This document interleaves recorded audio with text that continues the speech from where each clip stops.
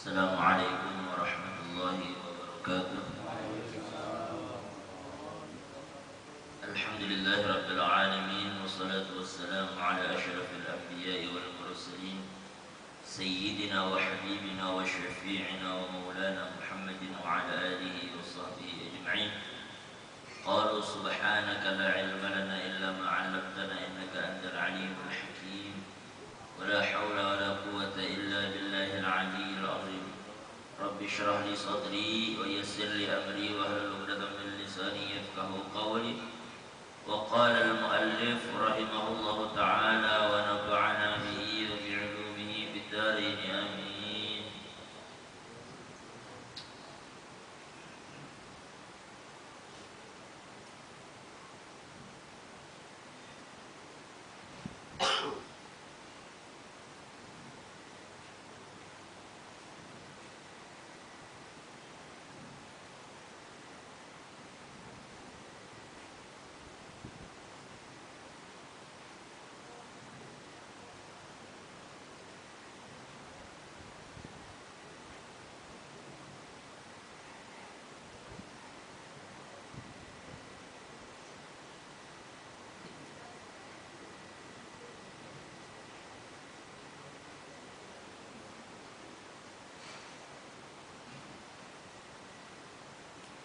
Alhamdulillah, pada siang hari ini kita kembali dikumpulkan oleh Allah Subhanahu wa taala dalam keadaan sehat walafiat. Salawat dan salam kita haturkan kepada junjungan kita Nabi Muhammad sallallahu alaihi wasallam, kepada keluarga beliau, sahabat serta orang-orang yang rela meneruskan perjuangan beliau di hari kiamat.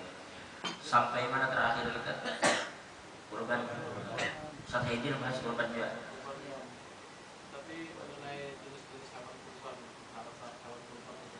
Baik. Sudahlah, jenis-jenis hewannya intinya adalah hewan ternak, baik itu kambing atau sejenisnya, sapi, unta. Tidak sah, ulama mengatakan apabila orang berkurban dengan menggunakan payau. Hitung-hitungan mirip kambing, tetapi mesti dengan an'am karena Quran mengatakan dengan hewan ternak. Adapun kalau pian mendengar pendapat ulama mengatakan kalau orang yang tidak mampu membeli kambing maka silahkan sembelih ayam atau itik.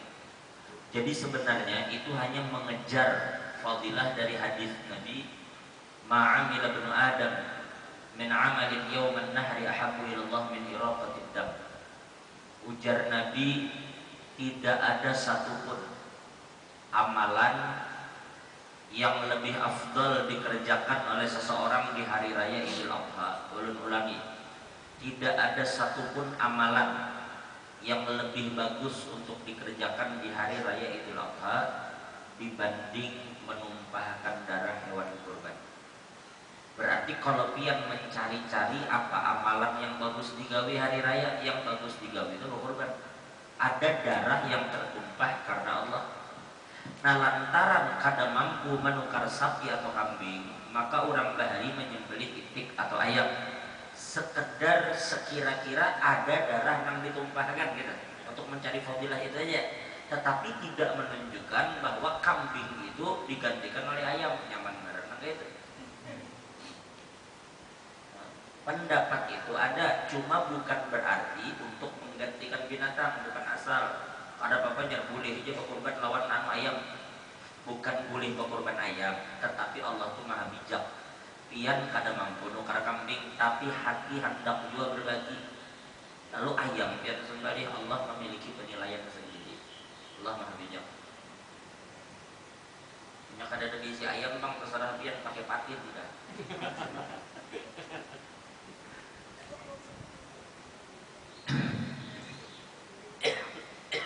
Ini kurban boleh. Sebelumnya ulun perlu sampaikan lawan pian. Satu sapi untuk berapa? 7 orang. Satu kambing 1. Mungkin pian sudah mendengar pernyataan Syekh Ali Jabir yang mengatakan bahwa satu kambing itu bahkan bukan untuk 1-2 orang, tetapi sekeluargaan. Memang perlu kita ketahui, di dalam mazhab Imam Syafi'i asalnya hadis Nabi ketika Nabi mengorbankan kambing, maka saat itu Nabi berdoa, Allahumma taqabbal minni, Allahumma taqabbal min Muhammad wa ali Muhammad wa ummati Muhammad. Ya Allah, terimalah ini kurban dari Muhammad, keluarganya dan umatnya. Maka di dalam mazhab Syafi'i, satu kambing itu hanya untuk satu nama, melepaskan beban satu orang. Tetapi dalam mazhab Hambali kadang, mazhab Hambali itu tidak bergilir. Misalnya Pak Haji Dayat lawan bini Sirin lawan anak. Dalam mazhab Hambali kadang ada istilah tahun ini laki dulu, tahun muka bini, tahun mukanya anak. Ada tahun itu langsung bertiga. Karena tahun muka diulang lagi. Kenapa mereka beralasan seperti itu? Karena Nabi pernah seperti itu dan sahabat pun pernah seperti itu. Jadi, ia jangan heran ketika mendengar pernyataan itu, karena itu pernyataan yang dikeluarkan oleh mazhab Hambali. Syekh Ali Jabil itu basicnya Madinah. Di Madinah itu mazhabnya adalah mazhab Imam Ahmad bin Hanbal. Kalau dia mendengar beliau mengeluarkan pernyataan macam itu, dia jangan heran. Dan jika di lain waktu dia mendengar bantahan ulama-ulama Syafi'i, dia jangan heran dia. Karena memang dari awal basic mereka ini berbeda. Yang satu berdiri di pondasi mazhab Syafi'i, yang satu di pondasi mazhab Hambali. Dalilnya sama. Yang satu ini memahami apa yang Nabi lakukan itu memang berkongsi semuanya di satu kambing. Tetapi mazhab Syafi'i, kada ujar mazhab Syafi'i itu bukan berkongsi orangnya, tetapi berkongsi pahalanya. Jika ibaratnya nih Pak Mukhlis berkorban kambing, tetapi itu menggugurkan tuntutan untuk diri Pak Mukhlis. Tetapi di dalam pahalanya Pak Mukhlis melibatkan, ya Allah, pahalanya untuk mama, untuk abah, untuk kai, untuk nenek. Gitu. Jadi dalam mazhab Syafi'i yang diserikatkan itu pahalanya, bukan orang untuk korbannya. Itu dalam mazhab Syafi'i. Tapi dalam mazhab Imam Ahmad bukan pahalanya, memang kurangnya baru di situ. Jadi jika memang kita mendengar apa yang Syekh Ali Jabir sampaikan itu asing, memang asing karena basic kita di Indonesia adalah Syafi'i, dan kita dengar sering penjelasan ulama-ulama Syafi'i, maka pian heran mendengar itu. Tetapi sebaliknya, ketika pian mengatakan tiap tahun bergantian, tahun ini bapak dulu, tahun muka mama, tahun kenanya adik, tahun kenanya kakak, begitu ini pian bawa ke Saudi, bubuhannya pun menganggap tabu. Jadi tidak ada yang kita salahkan di antara mereka, karena setiap orang itu berbicara atas landasannya masing-masing. Jadi mau kada mau akhirnya pian harus mengerti kenapa mereka mengucapkan seperti itu. Kalau langsung menyalahkan, kada bijak kita lihat. Dan sama ulama yang berbicara itu memang ada dalam mazhab Hambali, memang boleh. Dalil lain mereka apa? Karena ada hadis Nabi dalam riwayat Imam Ahmad bin Hanbal. Dalam riwayat Imam Ahmad, Nabi bersabda, ujar Nabi, inna fi kulli ahli baitin, inna li kulli ahli baitin fi kulli amin udhiyah. Ujar Nabi, hendaklah, ulang-ulang sekali lagi, hendaklah keluarga yang memiliki kemampuan itu berkurban setiap tahunnya. Nah, berarti tuntutan berkurban itu menurut mazhab Hambali tidak selesai begitu pian. Kalau ibarat kita di rumah berlima kan, berarti butuh waktu 5 tahun, katakan kalau setahun satu kambing kan, berarti tahun ke-6 habis lah. Kalau mazhab Hambali kan, selama di rumah itu masih ada kalimat mampu, maka setiap tahunnya dituntut untuk berkurban. Berdasarkan hadis riwayat Imam Ahmad tadi, sesungguhnya setiap tahun itu dituntut berkorban bagi keluarga yang mampu. Jadi nih, berarti sekarang kalau Pak Mukhlis lawan anak bini Sidin langsung digabung semuanya tahun ini, habis selesai. Tahun muka ada lagi kemampuan, ulang lagi sampai kapan? Sampai mati gitu. Nah itu pemahaman mazhab Hambali. Kembali ke pian lagi. Kalau pian hendak satu kambing satu orang, kenapa beda?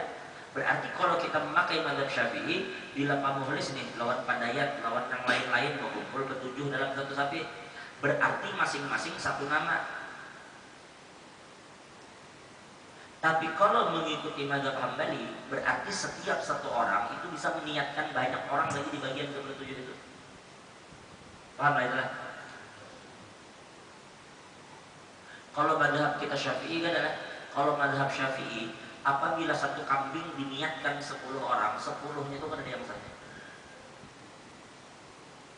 Seperti satu sapi kita berfungsi sekantoran, urunan duit 100.000 seorang,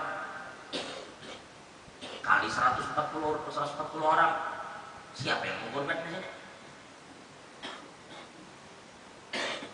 Dalam mazhab Syafi'i, apabila satu sapi harusnya untuk 7 orang, kita kajal ke 10 atau kita kajal 20, semuanya kada sah.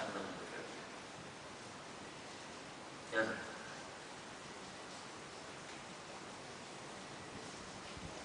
itu sekedar biar tahu lah. Jadi ulun bukan mufti, jadi ulun kada bisa memberikan fatwa. Cuma biar harus tahu bahwa ketika ulama mengatakan satu kambing untuk banyak orang yang mereka ada dalilnya, ketika pian melihat orang mengatakan satu kambing satu orang, mereka pun ada dalilnya. Untuk memaksakan sulit. Jadi memang ulama mengatakan ya sebaiknya memang kita berbicara sesuai dengan para pendengar yang ada di sekitar kita. Kalau memang mayoritas orang di situ adalah mayoritas orang nang kunut, jangan musik-musik kunut ya. Kalau mayoritas di kampung itu orang semuaan tarawih 20, pian jangan musik-musik yang kurang dari 20, dan begitu seterusnya. Sekalipun kita kadang memungkiri setiap pendapat lah. Cuma yang bijak itu jangan ketujuh maharu-haru orang gitu ya.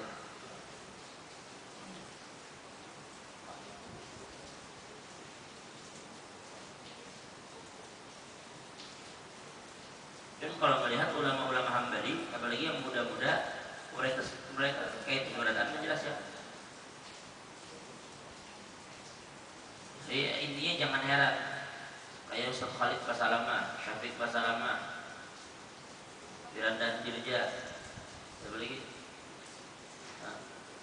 Sebetulnya Salam, mereka semua akan mengatakan satu kambing boleh banyak orang karena memang basic mereka belajar di Saudi. Dan Saudi itu mazhab Imam Ahmad bin Hanbal. Buya Yahya mengatakan satu kambing satu orang. Buya Yahya itu sekolah di Yaman. Yaman itu adalah basicnya Syafi'i. Baik,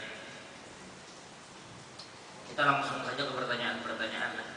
Satu, apa hukumnya? Kan ulun sudah jelaskan kemarin hukum menjual kulit telur. Apa hukumnya? Haram. Kecuali orang miskin dan nerima kulit, lalu kulit itu dijualnya, nanti kan sudah jadi miliknya nih. Kalau panitia kada boleh, ingat, panitia itu bukan amil. Panitia itu orang yang diberi amanah untuk mengelola. Misalnya nih kita di Bapenda nih, nah, tahun ini misalnya ada berkorban. Berapa korban kita di Bapenda? Katakan 3 sapi. Kita bagikan kepada kawan-kawan di Bapenda atau masyarakat sekitar. Jadi panitia ini datang cukupnya membawa lading, bawa batu asahan, harus membawa karung.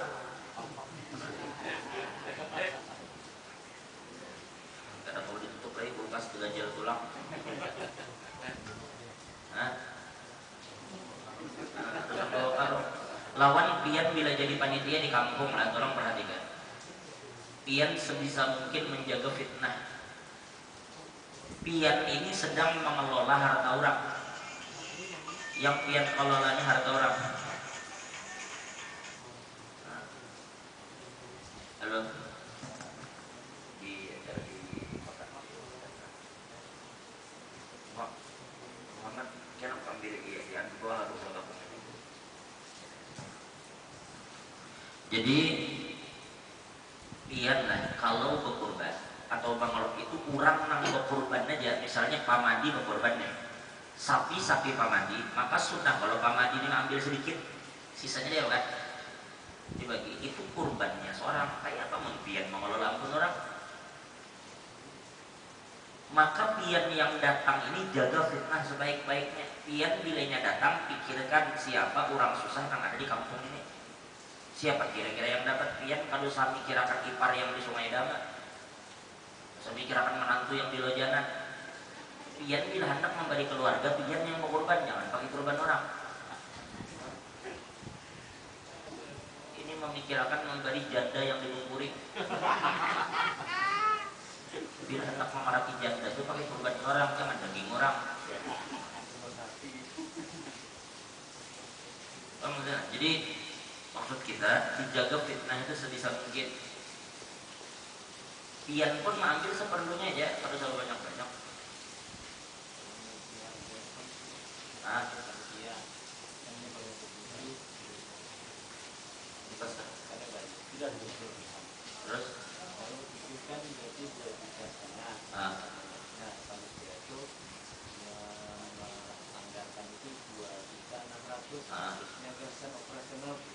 karena masalah asal kepada aja lawan mana?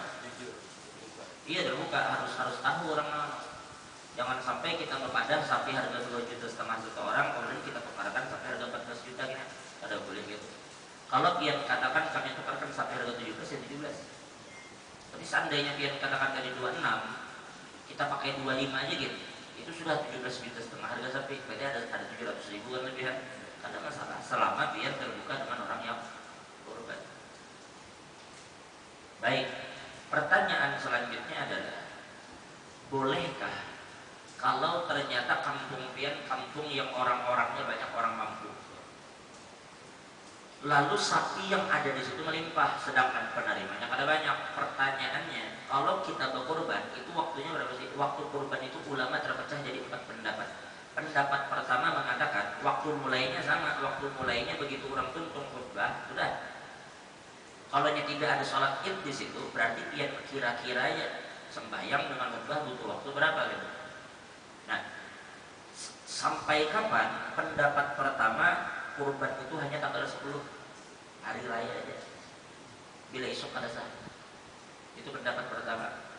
Pendapat kedua, tanggal 10 hari raya, tanggal 11 dan tanggal 12 ini pendapat mazhab Hanafi. 3 hari aja. Pendapat ketiga, tanggal 10, 11, 12, 13 sampai hari terakhir tasyrik. Ini pendapat Syafi'i. Yang keempat, itu selama masih dalam bulan Dzulhijjah boleh menyembelih kurban. Sekalipun tanggal 30 Dzulhijjah. Ini pendapat Ibnu Hazm. Cuma pendapat ini lemah. Kalau dia bisa menghabiskan kurban di hari raya, habiskan hari raya. Kalau kada memungkinkan dihabiskan hari raya, tunda sampai tanggal 11, 12. Kalau ternyata masih kada kawa juga, oke masuk tanggal 13. Tapi jangan keluar dari itu. Karena bila lewat hari tasyrik pian baru nyembelih, maka kurban pian sama hukumnya kayak sembelihan biasa. Mudahan berrezeki beragam dong. Pian mengeluarkan duit ini, apakah itu kurban atau menolong orang atau pian membantu majelis atau membantu masjid, ketika pian mengeluarkan duit itu bukan Allah Ta'ala minta duit pian. Karena kadang-kadang keraguan di hati kita muncul. Coba pian perhatikan Allah Ta'ala menggunakan bahasa dalam Al-Quran. Kan yang innal musaddiqina wal musaddiqat. Di situ digunakan kalimat wa qaradullah qaradan hasana. Allah di situ menggunakan kalimat ujar Allah, barang siapa yang memberikan pinjaman kepada Allah. Coba lihat kata-katanya. Kalau barang siapa yang mengeluarkan duitnya karena Allah, kada. Atau barang siapa yang menyumbangkan duitnya karena Allah, kada. Allah mengatakan barang siapa yang mengutangi Tuhan. Kalimat ini yang dipakai di Quran. Bisa ditangkap ini. Ujar Allah, barang siapa yang menghutangi Allah. Kenapa Allah menggunakan kalimat itu? Itu Allah hendak meyakinkan kita. Ujar Tuhan, aku kada minta duit kamu. Aku berutang kita. Bila utang wajib kada dibayar. Itu seakan-akan Allah luar biasa untuk meyakinkan bahwa apa yang ia keluarkan di jalan Allah itu Allah bayar pasti. Makanya digunakan kalimat utang di situ. Kalau lawan manusia tuh pian percaya mengutangi, padahal belum tentu biar berujung. Kadang pian kada wani mengutangi Tuhan. Padahal jelas-jelas Allah menjanjikan yudha'afu lahum, Allah akan berikan kepada mereka balasan yang berlipat ganda ya Tuhan. Karenanya mau mengutangi aku dengan utang yang baik. Jadi tergantung kita. Kalau pian lah jadi rentenir, meminjamkan duit ke orang berbunga, orang kadang menganggap rugi sekalipun saat itu duit keluar dari tubuhnya. Karena yang dilihatnya bukan berkurangnya duit di badan, tetapi bakal bertambahnya duit di masa yang akan datang. Nah, itu mesti kita pandangan lawan Tuhan. Kada bakal miskin orang nang berkorban, kada bakal miskin dia juga. Mungkin nang ada malah kita banyak dosanya Allah ampuni. Karena dikatakan sedekah as-sedekah tudfi'ul khati'ah kama yudfi'ul ma'un nar. Sedekah itu kita ini maaflah. Kita ini lantaran Allah Ta'ala jangan menutupi aib. Banyak banget kita ini berdosa nang kurang kada tahu. Banyak mana kita ini berisi kesalahan yang kurang kada tahu. Lantaran kebaikan Tuhan aja jadi Allah tutupi kan. Ya kayak ibarat kita nih awak tuh kerugian kalau selanjutnya ada jelas awak tuh luka-luka penuh kotoran, cuma baju aja bagus gitu nih. Lantaran Tuhan menutupi. Maka kesalahan-kesalahan yang pasti kita lakukan setiap hari itu, salah satu cara untuk menghilangkannya adalah dengan bersedekah. Ujar Nabi, sedekah itu akan mampu menghapuskan kesalahan di tubuh seseorang seperti air yang memadamkan api. Api itu kan ada gunanya bila sudah ketemu banyak. Maka begitulah kesalahan. Apabila pian tutup dengan sedekah, Allah akan tutupi. Makanya dalam sebuah hadis Nabi katakan, shadaqatus sir tudfi'u ghadabar rabb. Sedekah yang pian lakukan secara sembunyi-sembunyi itu akan memadamkan murka Tuhan. Mestinya Allah murka lawan pian, tapi murka itu Allah tunda dan Allah kada jadi murka dengan sebab pian bersedekah dengan cara sembunyi-sembunyi tanpa harus orang tahu. Nah sekarang belum tegaskan, seandainya pian kena nukar sapi, lalu tiba-tiba sapi itu pian julung kemana, dan orang kada tahu itu sapi pian, kada masalah. Yang penting pian yang berniat. Seandainya tukang jagal atau yang menerima sapi itu kada tahu itu korban, kada apa juga, karena niat itu yang penting ada di hati pian. Oke, pertanyaan selanjutnya, apa hukumnya jika kita katakan tadi pian di situ mampu semua, lalu kita tahan daging itu, kan kita katakan waktu kurban paling jauh sampai kapan? 3 hari kan, sampai hari ke-13 kan. Pertanyaannya, kalau itu waktu berkurbannya, sekarang bagaimana waktu pendistribusiannya? Apakah boleh bagi kita untuk menahan daging itu lebih dari tanggal 13? Dengan pertimbangan tertentu. Karena wadah kita orang mampu aja.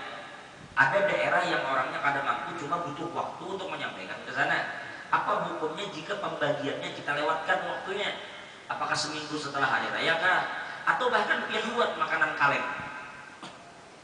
Di Saudi itu jangankan kurbannya, damnya aja jutaan kambing disembelih. Untuk dam aja, dam haji itu jutaan kambing yang disembelih, belum lagi kurban. Jadi mereka itu kadang-kadang bakal habis kambing. Jadi di apa? Dikalengkan, diolah korma. Jelas timbangan. Katakan dalam satu kaleng itu 300 gram. Apakah di kaleng itu misalnya setengah kilo atau 1/4 kilo, jelas takarannya dikalengkan macam itu. Lalu disimpani dalam waktu yang lama, apa hukumnya? Nah, sekarang kita baca hadis Nabi, perhatikan baik-baik. Ujar Salamah bin Aqwa, qala Nabi, man doha minkum fala yusbihanna ba'da thalithatin wa baqiya fi baitihi min syai'un. Coba perhatikan kalimat Nabi. Ujar Nabi, perhatikan bujur-bujur apa ujar Nabi lah. Coba biar pahami kata-kata Nabi. Ujar Nabi, barang siapa yang berkurban di antara kalian, maka jangan sampai masuk hari yang ketiga dan di rumahnya masih ada sisa daging. Paham nggak?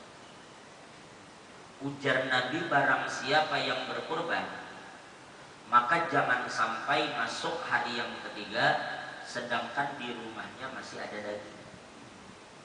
Artinya apa itu?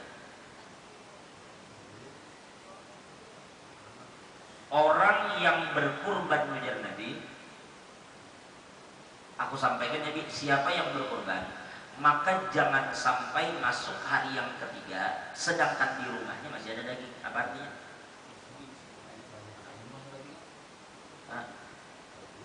Jangan sampai masih ada sisa daging. Artinya apa? Habis kan? Nah, harus habis. Jangan sampai tertunda.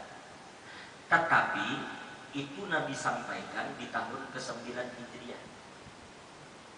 Tahun yang akan datang, nanti tahun ini boleh. Di tahun akan datang, maka sahabat berkata kepada Nabi, ya Rasulullah, naf'alu kama fa'alna amal maudi.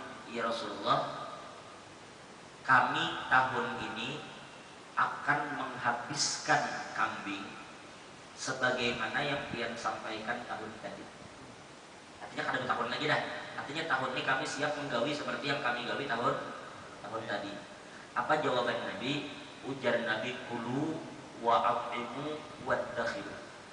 Fa inna dzalika la'an kana bin nasi jahdun fa aradtu an tu'inu fiha. Ujar Nabi, saat ini makanlah daging itu, bagikanlah kepada yang lain, dan sisakan di rumah kamu. Ulang. Ujar Nabi, saat ini beri makanlah dirimu sendiri, beri makan orang, dan simpan sebagian. Kenapa? Karena ujar Nabi, tahun tadi masyarakat kita dilanda krisis. Lalu aku mendorong kalian untuk membantu mereka, maka jangan sisakan. Tahun ini krisis kadang menimpa kita lagi, maka simpanlah sebagian. Artinya, jika kita memiliki pertimbangan, kenapa kita menahan daging itu, hukumnya boleh berdasarkan hadis ini. Ini hadis sahih riwayat Imam Bukhari dan Muslim. Berarti apa yang dilakukan itu bijak. Ketika daging itu melimpah macam di Saudi, lalu mereka buat kornet, mereka buat daging kalengan. Pertama, hikmahnya itu menjadi lebih awet. Yang kedua, pendistribusiannya lebih mudah. Yang ketiga, mengkonsumsinya pun lebih praktis. Sekarang mereka punya gudang besar yang menyimpan kalengan-kalengan hewan tadi. Nah, ketika terjadi sesuatu seperti saudara kita di Lombok, kasihan, Allah memberikan kekuatan kepada mereka, diberikan kesabaran, dan mudah-mudahan yang meninggal husnul khatimah, nah, tertimpa reruntuhan itu orang mati syahid. Lalu ketika terjadi musibah macam itu, ujian macam itu, maka sekarang barang ini siap kita. Tinggal kirim. Kita punya stok kaum muslimin ini.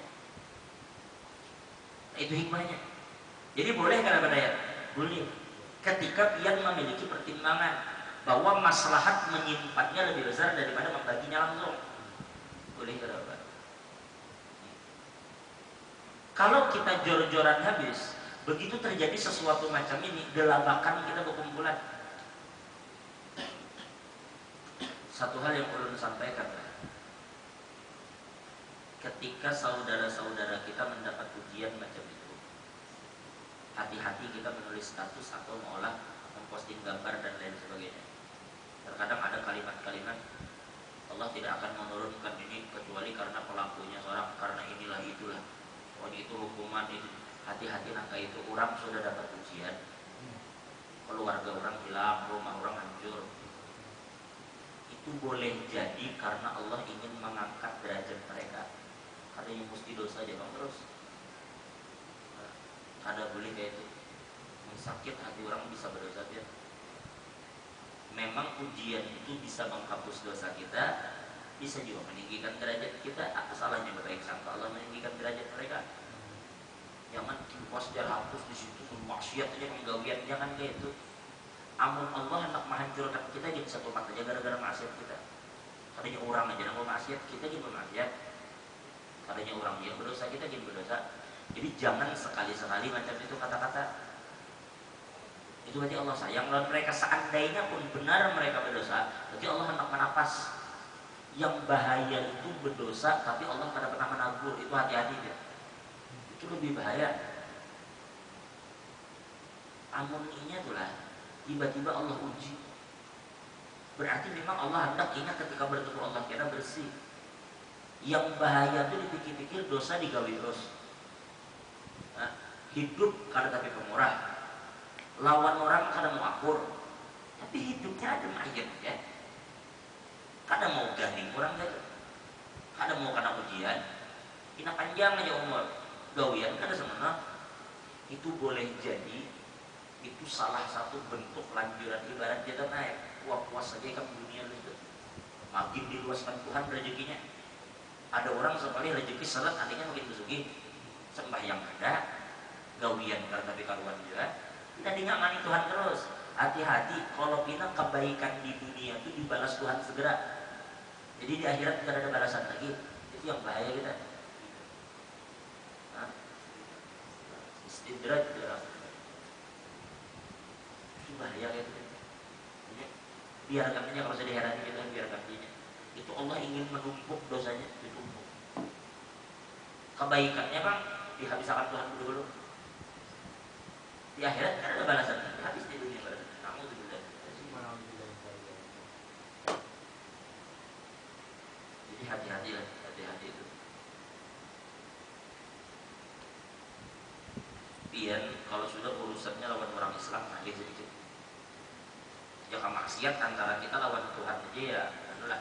Tapi kalau sudah urusannya lawan orang itu berat. Makanya tidak ada sesuatu yang lebih hebat ibadat daripada membantu kaum muslimin. Tapi kadang ada juga yang lebih hebat dosanya dibanding menyusahkan kaum muslimin. Ini perlu kita saat ini memang ulun mohon maaf lah. Kita ini kan ada slogan-slogan bagaimana revolusi mental, bagaimana kita hendak menciptakan pemerintahan yang bersih, menciptakan semua itu sebenarnya kada bisa instan macam itu. Kalau biar perhatikan para wali atau para ulama, itu Allah pasti menyiapkan jalan untuk memudahkan mereka menjadi apa yang Allah mau. Bila dia melihat ulama besar, itu mesti hidup di lingkungan ulama besar juga. Dimudahkan berguru dengan siapa, dimudahkan jalannya untuk ilmu dan lain. Akhirnya Allah tuh pasti memuluskan jalan. Berarti ada proses di situ. Makanya Allah berfirman, "Wa ja'alna likulli syai'in sababa." Kadanya kilat, Nabi Muhammad itu ditempa bapak meninggal waktu dalam perut, mama meninggal hanya umur berapa tahun, kai meninggal, paman meninggal, belum diusir orang. Jadi Nabi itu ditempa dengan segala kesulitan sewaktu beliau masih halus. Sehingga ketika Nabi bertemu dengan kesulitan-kesulitan di masa akan datang itu Nabi kada heran lagi. Dididik sudah oleh Allah. Berarti ada persiapan menuju apa yang diinginkan. Jadi kemarin ketika ulun ke Turki, itu kan pembahasan tentang Masjidil Aqsa, Mimbarul Aqsa Muktamar. Jadi ulama dunia berkumpul untuk memberikan modelnya itu sinyal ke Israel bahwa apa yang Israel saat ini lakukan, mengklaim bahwa Yerusalem itu ibu kotanya, bahwa saat ini ulama dunia sedang berkumpul membahas itu menunjukkan kepada Israel bahwa urusan Aqsa ini bukan urusan Palestina saja. Nah, kalian harus tahu saat ini ada istilah namanya Deal of Century. Itu suatu rencana sebelum tahun 2030. Bahkan ada yang mengatakan sebelum tahun 2025. Palestina itu bujur-bujur akan dilupakan oleh setiap kepala. Kalau hari ini Palestina kepian ketik memang sudah kada lagi di peta, kada dianggap sebagai negara merdeka, kada ada. Nah, tinggal sekarang bagaimana supaya kepala tiap orang itu sudah kada peduli lagi. Sebenarnya Yahudi itu sudah frustasi. Cuma Amerika yang menguatkan. Ketika Yahudi sudah nak mundur, dia tahu lah itu. Orang banyak kada tahu, tapi ulama Palestina yang pakai kejadian yang sebenarnya terjadi di sana. Karena Yahudi ini punya propaganda, Pak. Sekarang misalkan kayak Pak Yunus, Padayat pulakan berziarah ke Aqsa, dia akan temukan tentara Israel itu ramah lawan dia. Jika kada sedikit orang datang ke situ, ternyata di sana baik-baik aja, aman-aman aja. Hubungannya ramah-ramah aja, itu propagandanya. Memang ini ingin menyebarkan bahwa mereka baik-baik aja, tapi kenyataannya kadang-kadang itu. Jadi tentang Yahudi ini biar anak tahu. Del of Century itu bahkan negara-negara Arab, kalau nggak perlu sebutkan nama negaranya, ada beberapa negara Arab yang bahkan mengatakan kepada Palestina untuk ikam tarik dirinya ke wilayah kami berikan tanah luas, dirikan Palestina di situ. Itu yang membuat ulama-ulama Palestina tersinggung. Ini bukan masalah kita mundur membuat nama Palestina yang baru, tetapi apa yang kami pertahankan ini sudah jutaan darah orang Islam berkorban di situ. Lalu kami mundur, jakannya hendak mulai dulu. Nah lalu kalau Pian, menurut Pian, kan ini kan Aqsa itu kan satu komplek, di sebuah komplek kan, komplek Aqsa. Nah Al-Quds itu berada di kota Yerusalem. Jadi ibaratnya inilah balai kota ini Aqsa, Samarinda ini kotanya Yerusalem. Nah kemarin kalau kita nih kurang datang hendak menghancurkan balai kota, kita ribut, pasti kita lawan. Bila ada orang hendak menghancurkan Aqsa, kita lawan. Sekarang Amerika mengatakan bahwa Yerusalem itu ibu kota Israel. Itu hendak melihat kayak apa reaksinya. Itu kan kalau dibiarkan. Ketika dunia semua menolak, Amerika ada hak untuk memveto, kada jadi. Tetapi jadi ibu kota Israel. Ini dilihat kalau sampai 2-3 tahun kayak apa reaksi Islam, akhirnya diam, sudah mengumpati aja, biarkan aja. Itu tahu lah biar dampaknya kan. Ini balai kota posisinya ada di dalam Samarinda. Masjidil Aqsa posisinya ada di dalam Yerusalem. Yerusalem itu sudah jadi ibu kota Israel. Kalau itu ibu kota suatu negara, maka suatu negara itu berhak untuk melakukan apapun yang ada dalam kotanya. Kalau ini secara kada langsung tak akui, baik dengan pernyataan atau sikap diam, itu menunjukkan keberpihakan gitu lah. Pada waktunya runtuh di Aqsa sudah mulai dulu-dulunya runtuh. Nah, ini nang kada dibiarkan itu. Banyak terus diulah gerakan-gerakan. Saya tuh harus kadang-kadang. Nah lalu kita bermimpi kan, sekarang menurut dia orang yang paling harum namanya dalam sejarah Palestina, dalam masalah pembebasan Palestina dari cengkraman orang-orang kafir itu siapa? Orang yang paling berjasa dalam pembebasan Yerusalem itu. Orang yang paling berjasa berjuang untuk membebaskan Yerusalem sehingga menjadi ikon. Nah, siapa pejuang Islam yang membebaskan Yerusalem dari tangan pasukan salib? Jika pasukan salib kada bisa menghadapi, mundur akhirnya siapa? Salahuddin. Salahuddin Al-Ayyubi ini tokoh utamanya yang identik dengan kota Yerusalem. Salahuddin Al-Ayyubi ini asalnya orang Irak dari suku Kurdi, lalu ke Mesir, lalu menyiapkan pasukan besar, menyatukan orang Syria, orang Jordan, orang-orang Syam untuk membebaskan Palestina. Akhirnya bebas. Tapi tahulah biar. Lalu kita sekarang bermimpi, ayo kita cari sosok Salahuddin baru. Tapi kita lupa ada satu sosok lain yang sangat berjasa terhadap kebebasan Palestina. Siapa dia? Itu namanya Nuruddin Zamki. Nuruddin Zamki inilah orang yang bertanggung jawab atas datangnya Salahuddin Al-Ayyubi. Kenapa? Karena Nuruddin Zamki ini membuat satu fondasi kuat. Di zaman Nuruddin Zamki ini, di hati kaum muslimin ditanamkan kecintaan terhadap Masjidil Aqsa. Karena dianggap Masjidil Aqsa ini memiliki kaitan erat dengan Nabi Muhammad. Ini Masjidil Aqsa ini kadang main-main. Ini gerbang langit, Pak Mas. Seakan-akan langkah pertama menuju Tuhan itu Aqsa. Makanya Nabi itu salah satu hikmahnya kenapa ke Aqsa itu menunjukkan kepada kita supaya kita umat ini punya perhatian terhadap Masjid. Sehingga semua Nabi berkumpul sembahyang dengan Nabi di situ. Kenapa dipilih Masjidil Aqsa bukan Masjidil Haram? Semua Nabi berkumpul tidak terkecuali. Ya, itu menunjukkan betapa perhatian kita harus terpusat. Nah jadi tugas Nuruddin Zamki pertama menanamkan kepada kaum muslimin kesadaran tentang pentingnya Aqsa bagi kita. Ini salah satu bagian Islam yang kada boleh lepas dari Islam. Jaka ibarat tubuh itu adalah pondasi tubuh, kada boleh hilang dari tubuh. Ibarat paru-paru kah, hati kah. Nah, lalu Nuruddin Zangki ini pertama menanamkan di hati kaum muslimin semangat berjuang membela agama. Nah, ketika Nuruddin Zangki ini mendidik orang-orang supaya tahu dengan agama dan mau berjuang, maka salah satu hasil didikannya itu ya Salahuddin Al-Ayyubi. Jadi Salahuddin itu buah dari apa yang ditanam oleh Nuruddin Zangki. Jadi paham itu? Nah, jadi maksud kita, pian jangan instan hendak mencari buahnya, tapi tanpa tanaman gitu. Kada mungkin.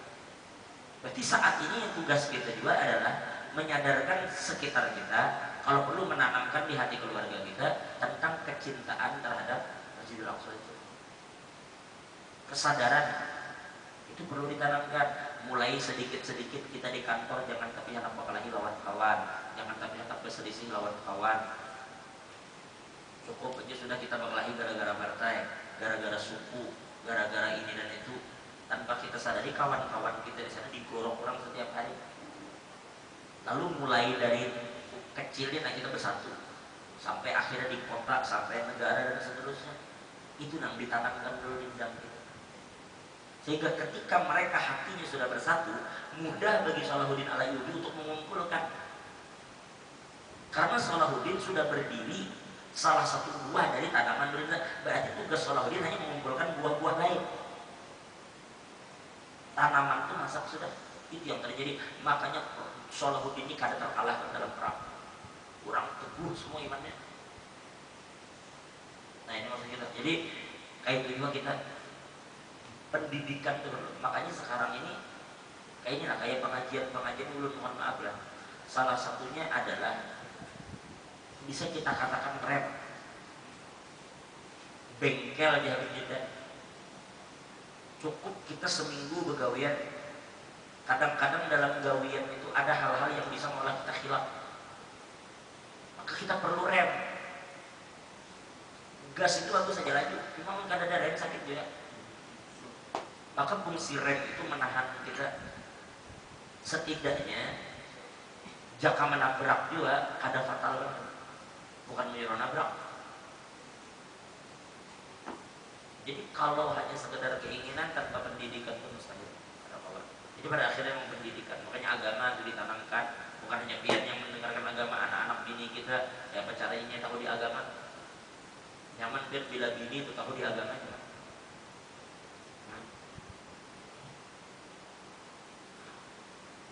Jadi oleh karena itu perlu cukupkan di sini.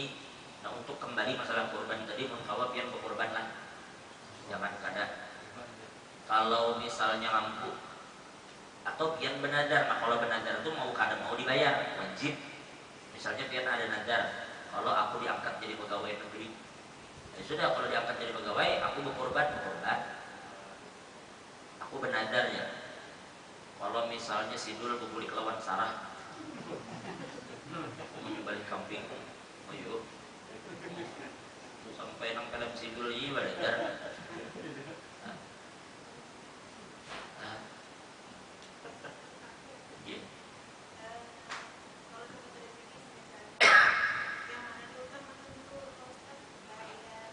Kurban atau akikah? Kurban atau akikah? Oh.